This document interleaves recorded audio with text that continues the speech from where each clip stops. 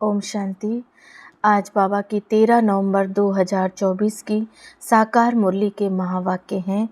मुरली का सार है, मीठे बच्चे सभी को पहले पहले अल्फ का पाठ पक्का कराओ, आप आत्मा भाई भाई हैं।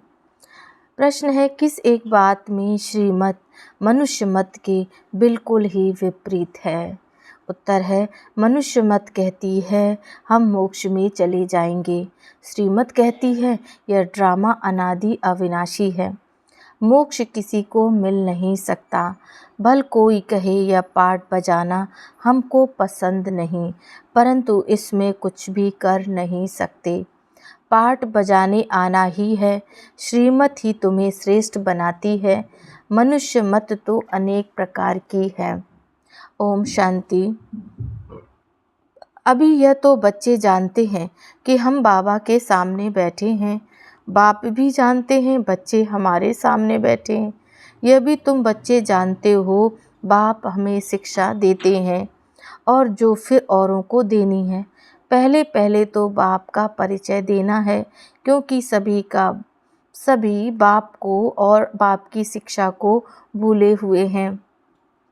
अभी जो बाप पढ़ाते हैं, यह पढ़ाई फिर 5000 वर्ष बाद मिलेगी। यह ज्ञान और कोई को है नहीं।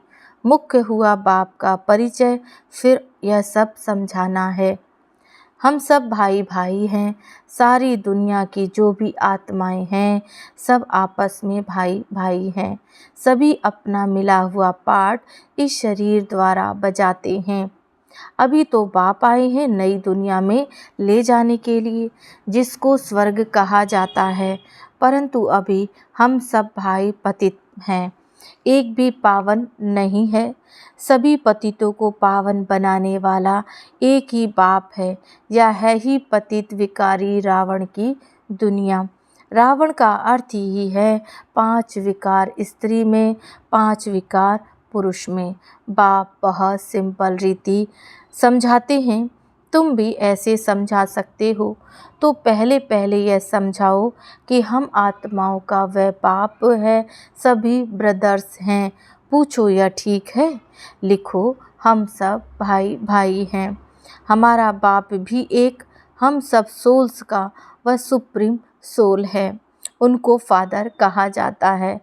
यह पक्का बुद्धि में बिठाओ तो सर्वव्यापी आदि की किचड़ा पट्टी निकल जाएगी। अल्फ पहले पढ़ाना है, बोलो यह पहले अच्छी रीति बैठ लिखो। आगे सर्वव्यापी कहता था, अब समझता हूँ बाप सर्वव्यापी नहीं है। हम सब भाई भाई हैं। सब आत्माएं कहती हैं गॉड फादर, परम पिता परमात्मा अल्लाह। पहले तो यह निश्चय बिठाना है कि हम आत्मा हैं, परमात्मा नहीं। न हमारे में परमात्मा व्यापक है, सभी में आत्मा व्यापक है। आत्मा शरीर के आधार से पाठ बजाती है, यह पक्का कराओ। अच्छा, फिर वह बाप सृष्टि चक्र के आदि मध्य अंत का ज्ञान सुनाते हैं। बाप ही टीचर के रूप में बैठ समझाते हैं, लाखों वर्ष की बात नहीं। यह चक्र अनादि बना बनाया है, इक्वल कैसे है इसको जानना पड़े। सतयुग त्रेता पास्ट हुआ, नोट करो। उनको कहा जाता है स्वर्ग और सेमी स्वर्ग। वहाँ देवी देवताओं का राज्य चलता है। सतयुग में है 16 कला, त्रेता में है 14 कला। सतयुग का प्रभाव बहुत भारी है, नाम ही है स्वर्ग है विन। नई दुनिया सतयुग को कहा जाता है, उसकी ही महिमा करनी है। नई दुनिया में है ही एक आदि सनातन देवी देवता धर्म। चित्र भी तुम्हारे पास हैं निश्चय कराने के लिए। यह सृष्टि का चक्र फिरता रहता है। इस कल्प की आयु ही 5000 वर्ष है। अब सूर्यवंशी चंद्रवंशी तो बुद्धि में बैठा है। विष्णुपुरी ही बदल राम सीतापुरी बनती है, उनकी भी डिनास्टी चलती है ना। 2 युग पास्ट हुए, फिर आता है द्वापर युग। रावण का राज्य, देवताएं वाम मार्ग में चले जाते हैं तो विकारों का सिस्टम बन जाता है। सतयुग त्रेता में सभी निर्विकारी रहते हैं। एक आदि सनातन देवी देवता धर्म रहता है। चित्र भी दिखाना है और ओरली भी समझाना है। बाप हमको टीचर होकर ऐसे पढ़ाते हैं। बाप अपना परिचय खुद ही आकर देते हैं। खुद कहते हैं, मैं आता हूँ पतितों को पावन बनाने के लिए, तो मुझे शरीर भी चाहिए, नहीं तो मैं बात कैसे करूं। मैं चैतन्य हूँ, सत्य हूँ और अमर हूँ। सतो रजो तमो में आत्मा आती है, नहीं तो बात कैसे करूं। आत्मा ही पतित है, आत्मा ही पावन बनती है। आत्मा में ही सब संस्कार है। पास्ट के कर्म व विकर्म का संस्कार आत्मा ही ले जाती है।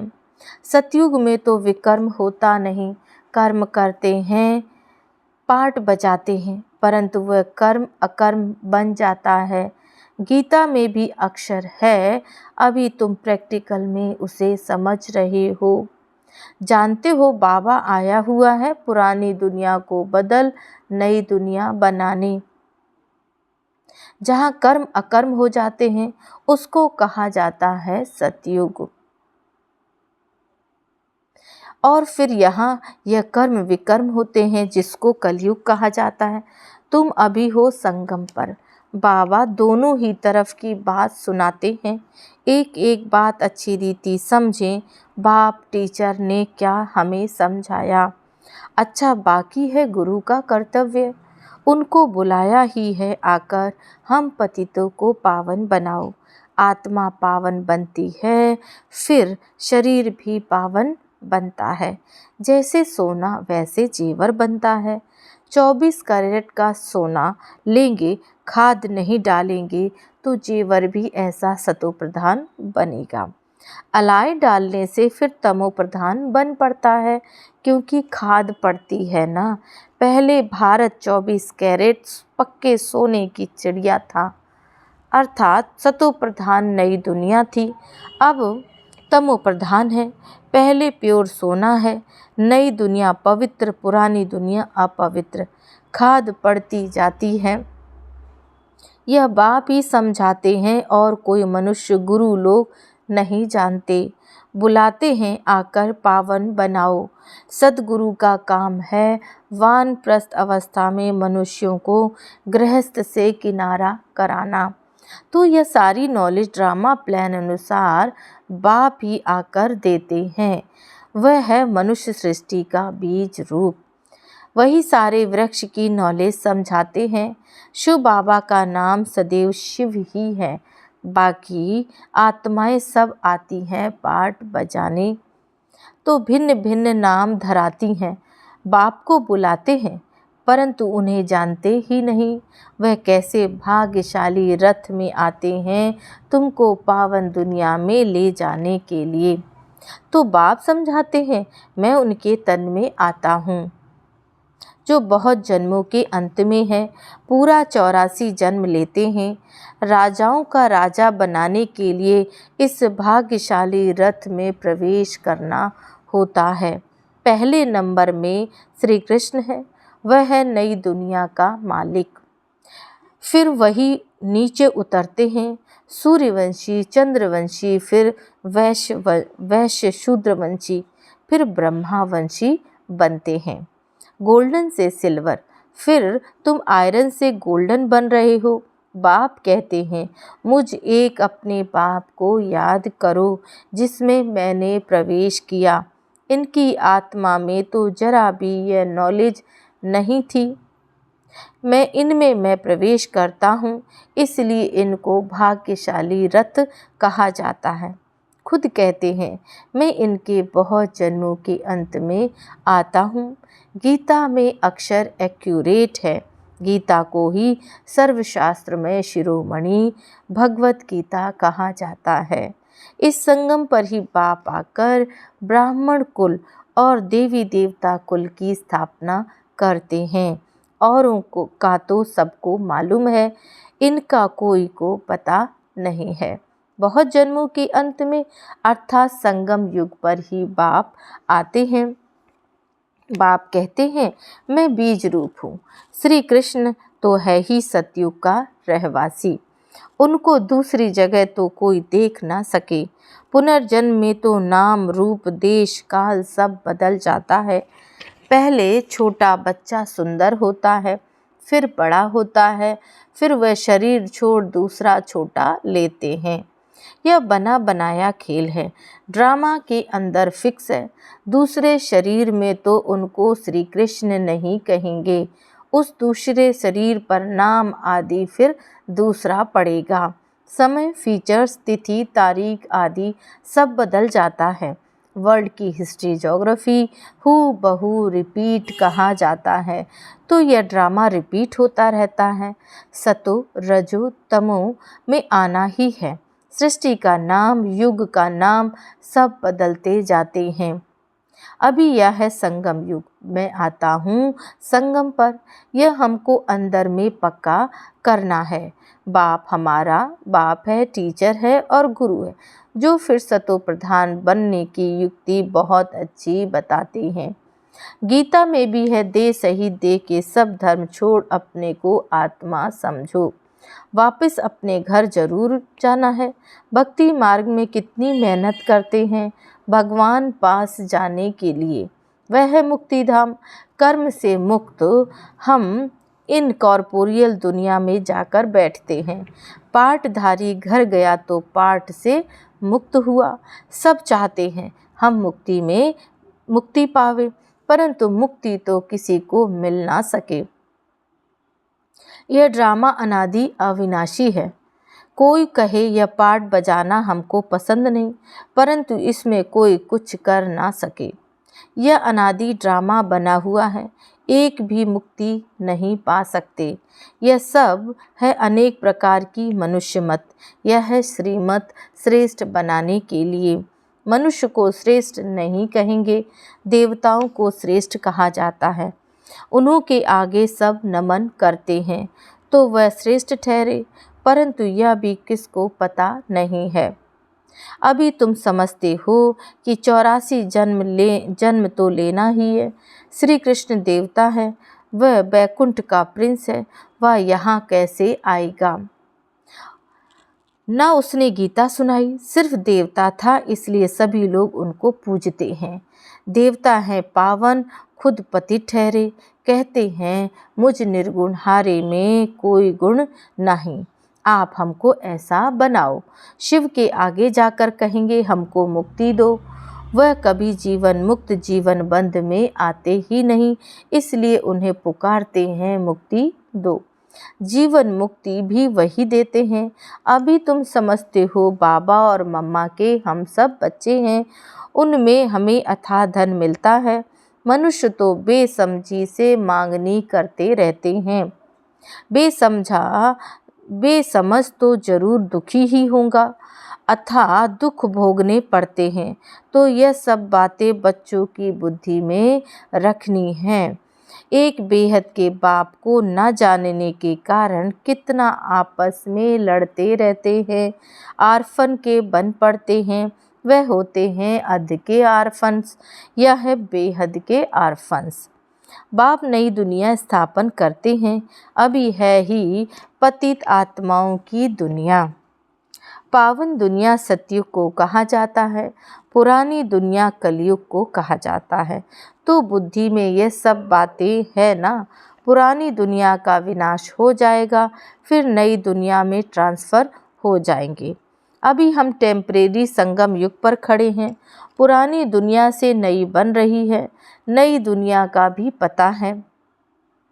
तुम्हारी बुद्धि अब नई दुनिया में जानी चाहिए। उठते बैठते यही बुद्धि में रहे कि हम पढ़ाई पढ़ रहे हैं, बाप हमको पढ़ाते हैं। स्टूडेंट को यह याद रहना चाहिए, फिर भी वह याद नंबरवार पुरुषार्थ अनुसार रहती है। बाप भी नंबरवार पुरुषार्थ अनुसार याद करते प्यार देते हैं। अच्छा पढ़ाने वाले को टीचर ज़रूर प्यार जास्ती करेंगे। कितना अंतर पड़ जाता है। अब बाप तो समझाते रहते हैं, बच्चों को धारणा करनी है, एक बाप के सिवाय और कोई तरफ बुद्धि ना जाए। बाप को याद नहीं करेंगे तो पाप कैसे कटेंगे। माया घड़ी घड़ी तुम्हारा बुद्धि योग तोड़ देगी। माया बहुत धोखा देती है। बाबा मिसाल देते हैं, भक्ति मार्ग में हम लक्ष्मी की बहुत पूजा करते थे। चित्र में देखा लक्ष्मी पांव दबा रही है तो उसे मुक्त करा दिया। उनकी याद में बैठते जब इधर उधर बुद्धि जाती थी तो अपने को थप्पड़ मारते थे। बुद्धि और तरफ क्यों जाती है। आखिरी विनाश भी देखा, स्थापना भी देखी, साक्षात्कार की आश पूरी हुई। समझा अब यह नई दुनिया आती है, हम यह बनेंगे। बाकी यह पुरानी दुनिया तो विनाश हो जाएगी, पक्का निश्चय हो जाएगा। अपनी राजधानी का भी साक्षात्कार हुआ तो बाकी इस रावण के राज्य का क्या करेंगे, जबकि स्वर्ग की राजाई मिलती है। यह हुई ईश्वरीय बुद्धि। ईश्वर ने प्रवेश कर यह बुद्धि चलाई। ज्ञान कलश तो माताओं को मिलता है, तो माताओं को ही सब कुछ दे दिया। तुम कारोबार संभालो, सबको सिखलाओ। सिखलाते सिखलाते यहाँ तक आ गए। एक दो को सुनाते सुनाते देखो अब कितने हो गए हैं। आत्मा पवित्र होती जाती है, फिर आत्मा को शरीर भी पवित्र चाहिए।